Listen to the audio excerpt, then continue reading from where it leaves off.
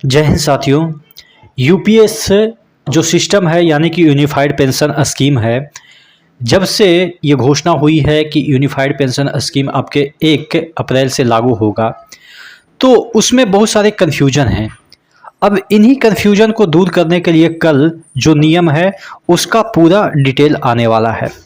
अब इसमें क्या क्या डिटेल होगा वो आपको मैं एक जो डिटेल महत्वपूर्ण है, वो 10 साल तक अगर जॉब करते हैं तब जाके आपको पेंशन के लिए एलिजिबल होते हैं। लेकिन उनका क्या, अगर किसी का अचानक कुछ हो जाता है तो क्या उनके साथ भी ऐसा होगा? ना ही पेंशन ना ही जॉब, यानी कि जो उनके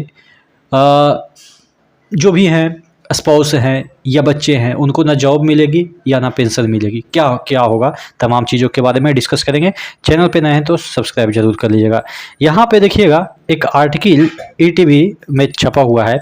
यहाँ पे लिखा हुआ है 23 लाख कर्मचारियों के लिए खबर। इस दिन सरकार यूपीएस को अधिसूचित करेगी। अधिसूचित का मतलब ये कि नोटिफाइड करेगी, यानी कि नोटिफिकेशन आपका आएगा, उसमें जो जो प्रोविज़न होगा आप देखेंगे। यूनिफाइड पेंशन स्कीम के शुरुआत के कथित तौर पे 15 अक्टूबर तक आधिकारिक अधिसूचना के लिए तैयार है, यानी कि 15 अक्टूबर को हो सकता है कि जारी हो जाए। कल से परसों तक 15 अक्टूबर तक है, तो कल से परसों तक आपका जारी हो जाएगा। अब इसमें क्या दे रखा है देखिएगा। यूनिफाइड पेंशन स्कीम की शुरुआत कथित तौर पे 15 अक्टूबर तक आधिकारिक अधिसूचना के लिए तैयार है। अगस्त 2024 में केंद्र सरकार ने केंद्रीय कर्मचारियों के लिए यूनिफाइड प्रोविडेंट स्कीम, यानी कि प्रोविडेंट कहीं बोला जा रहा है, कभी कई जगह पेंशन स्कीम बोला जा रहा है, की घोषणा की थी। इस योजना से करीब 23 लाख कर्मचारियों को फ़ायदा मिलने की उम्मीद है। वर्तमान में चल रही नेशनल पेंशन स्कीम यानी कि एनपीएस के अलग यूपीएस केंद्र सरकार के कर्मचारियों के लिए वकालत करती है। यह व्यवस्था है, यानी यह कर्मचारियों पर निर्भर करता है कि वे जो है वो आपका यूपीएस ले या एनपीएस ले। उसके बाद यहाँ पे लिखा हुआ है सोमनाथ समिति ने यूपीएस की सिफारिश की थी। सोमनाथ जो इसको लीड कर रहे थे, जो कमेटी जिनके कहने पे सरकार ने ये लागू किया यूपीएस सिस्टम। यहाँ पे देखिएगा लिखा हुआ है मोदी सरकार ने अप्रैल 2023 में टीवी सोमनाथ के नेतृत्व में एक समिति गठित की थी।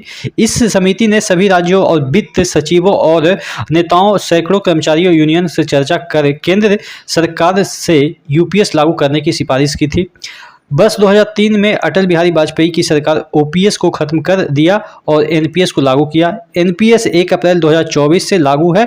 ओपीएस वाले कर्मचारी यूपीएस का विकल्प चुन सकते हैं। यह 1 अप्रैल 2025 से लागू होगा। देखिए, ओपीएस वाले भी कर्मचारी को यूपीएस में आने की छूट है और एनपीएस वाले तो आ ही सकते हैं, यानी कि अब आपके ऊपर विकल्प है। एनपीएस और ओपीएस वाले को विकल्प दिया गया है कि आप इसमें आ सकते हैं। ठीक है, क्या है यूपीएस ये तो आपको भी पता है कि अगर आप 25 साल नौकरी करते हैं तो 50% आपको बेसिक सैलरी का पेंशन मिलेगा, ऐसा इसका मोटे तौर पे प्रोविज़न है। इसके अलावा अभी डिटेल कुछ भी यहाँ पे चर्चा में नहीं है कि क्या होगा। यहाँ पे देखिएगा यूनिफाइड पेंशन स्कीम एक निश्चित पेंशन की गारंटी देती है। यूपीएस के तहत कर्मचारियों को रिटायरमेंट से पहले 12 महीनों के औसत मूल्य का 50% पेंशन दिया जाएगा। हालांकि इसके लिए शर्त यह है कि कर्मचारी को 25 साल तक नौकरी करनी पड़ेगी। अब इतना ही मोटे तौर पे कहा गया। अब मेन मुद्दा ये है कि और भी क्या क्या प्रोविज़न है। बहुत सारे प्रोविज़न होते हैं, जैसे सपोज किसी का डेथ हो गया तो क्या उनके बच्चों को नौकरी मिलेगी?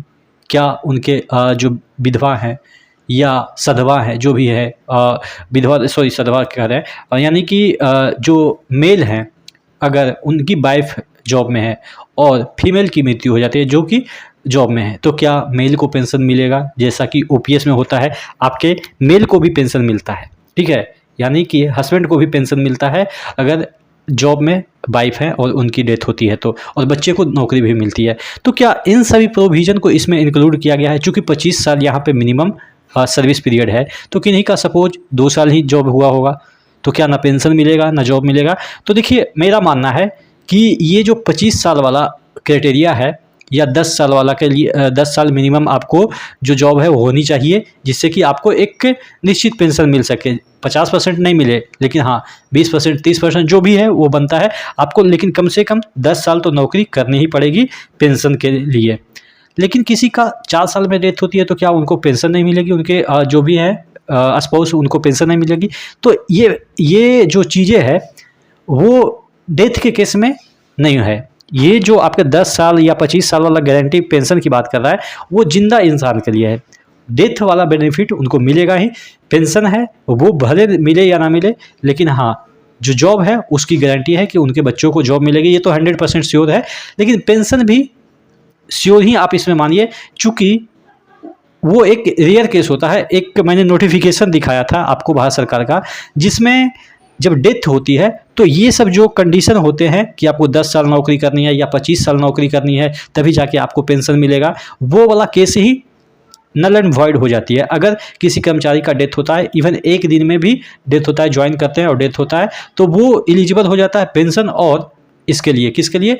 जॉब के लिए। यानी कि उनके बच्चे को जॉब होगा या उनकी वाइफ जॉब करेंगे। अगर पेंशन नहीं लेना चाहते हैं, जॉब करना चाहते हैं तो वो जॉब करें, या पेंशन लेना चाहते हैं तो पेंशन ले और बच्चे जॉब करेंगे। तो ये वाला जो कंडीशन है वो नल एंड वॉइड हो जाता है कि आपको कितना साल मिनिमम सर्विस होनी चाहिए। ठीक है, तो अच्छी खबर ये है कि इसमें आपको डेथ बेनिफिट जो है वो ठीक ठाक कवर हो जाती है, ओपीएस जैसा। अब देखते हैं कि अधिसूचना जब आती है तो क्या होता है, लेकिन मैं आपको बता रहा हूँ कि यही चीज़ें हैं कि अधिसूचना में, हाँ वो अलग बात है कि आप जब रिटायर होंगे तो पेंशन हो सकता है आपको कम मिले। अगर आप 22 साल नौकरी करते हैं, 15 साल नौकरी करते हैं, 10 साल नौकरी करते हैं तो आपको कम पैसा मिलेगा, या 10 साल से नीचे जॉब करते हैं तो आपको पेंशन ही नहीं मिलेगा। ये तो गारंटी है कि नहीं मिलेगा, क्योंकि इन्होंने बताया कि 10 साल आपको नौकरी करनी ही करनी है।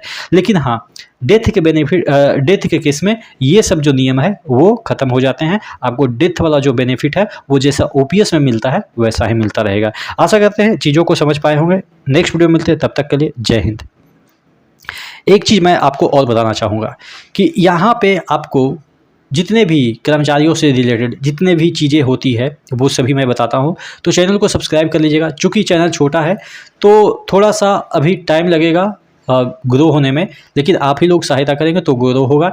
तो आपसे अनुरोध है कि ज़्यादा से ज़्यादा शेयर कीजिए, जितना भी हो सके शेयर कीजिए। और आपके पास भी कोई इन्फॉर्मेशन है तो आप मुझे व्हाट्सअप कर सकते हैं इस नंबर पे 8405993507। इस नंबर पे व्हाट्सअप कर सकते हैं कि या पूछ सकते हैं कोई भी सवाल हो तो।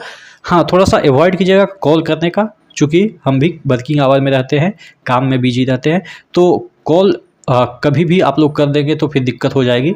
तो आप ज़्यादातर ट्राई कीजिए कि आप मुझे मैसेज करें, जिसका कि एक वीडियो के माध्यम से रिप्लाई देने की मैं कोशिश करूंगा, या आपका पर्सनल होगा तो वहीं पे रिप्लाई दे दूंगा। ठीक है, तो नेक्स्ट वीडियो मिलते हैं, तब तक के लिए जय हिंद।